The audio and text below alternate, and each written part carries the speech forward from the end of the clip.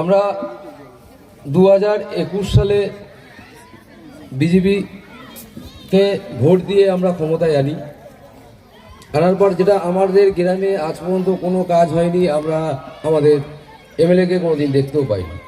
দু একবার দেখেছিলাম কিছু প্রতিশ্রুতি দিতে, কীরকম আমাদের ওই নড়বড়ে কাঠের ব্রিজটা যেটা উনি করে দেবে, তো হয়নি। আমাদের রাস্তার অবস্থা অত্যন্ত খারাপ, হয়নি।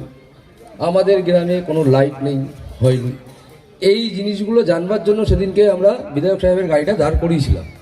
করানোর পর সেই গাড়ি থেকে কিছু মানুষ, আমাদের সাথেই রয়েছে আমার দিব্যেন্দু দেবনাথ, তার হাতে ধারালো অস্ত্র দিয়ে আঘাত করে, যে কারণে আমাদের গ্রামবাসী যারা আমরা প্রত্যেকে ছিলাম তাদের যাই হোক সমস্যা হয়। সেই কারণে একটা সমস্যা হয়ে যাওয়ার পরে আমাদের যার হাতে অস্ত্র দিয়ে আঘাত করেছিল তাকে নিয়ে আমরা হসপিটালে যাচ্ছিলাম।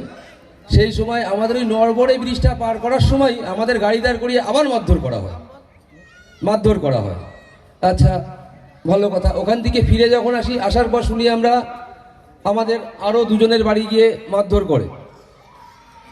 তারপরে তো যা হয়েছে মানুষ দেখেছে, মিডিয়া বলেছে, ঠিক আছে। এর জন্য আমি জেলও খেটে এলাম, যে কারণে এ পার্টি করা সম্ভব নয়।